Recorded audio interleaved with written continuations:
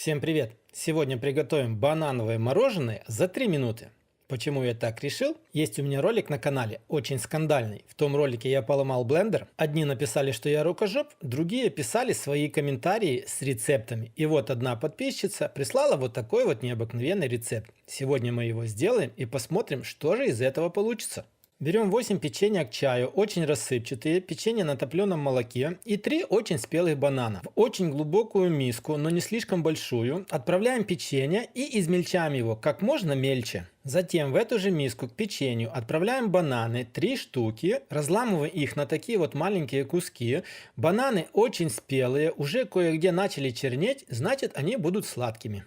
Далее сюда же отправляем 1 столовую ложку сахара. Если вы не хотите сахар, можете не добавлять. Я же делаю все точно так же, как написано в рецепте. И 1 столовую ложку какао. Как написано в комментарии, берем вилку и начинаем немного бананы разминать. Я бы сказал, что эта затея неудачная немного. Нужно просто все хорошо перемешать, чтобы какао хорошо распределилось между всем, что есть в миске, чтобы в дальнейшем оно хорошо, легко и без комочков размешалось. Далее нам понадобятся сливки. Я сегодня буду использовать вот такие, 33% жирности, 200 грамм. Хотя в комментарии написано 100-120, я думаю, что будет немножко мало, поэтому добавляю полностью всю пачку 200 грамм. Затем берем погружной блендер и все, что есть в миске, нужно очень хорошо перебить до однородного состояния, так, чтобы нигде не осталось ни комочков, ни крупинок.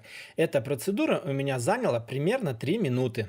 В этот момент я уже немножко все попробовал, и я вам скажу, что получилось просто обалденно. Как ни странно, но печенье в этом креме и вовсе не ощущается. Такое чувство, что мы его сюда просто не добавляли. Далее это я уже добавил от себя. Хотел, чтобы масса увеличилась еще в объеме и стала более воздушной. Взял миксер и начал еще взбивать все миксером. Взбивал тоже примерно где-то 3 минуты, но из-за бананов, как по мне, масса не становилась воздушной, но она стала немножко густоватая. Ну а дальше все просто. Чтобы получилось более интересно, я взял 2 киндер-сюрприза, аккуратно их разломал пополам и внутрь киндер-сюрпризного шоколада наполняю вот этой жидкостью 2 половинки. И конечно же, перед тем как склеить 2 половинки, взял палочку из-под мороженого, и у нас получилось мороженое в виде киндер-сюрприза. Ну а все остальное, что у меня осталось, аккуратно распределяю по бумажных одноразовых стаканчиках. Ну и после того, как заполнил полностью все стаканчики, отправляем тарелку в морозильную камеру минимум на 2 часа, чтобы оно все превратилось в настоящее мороженое.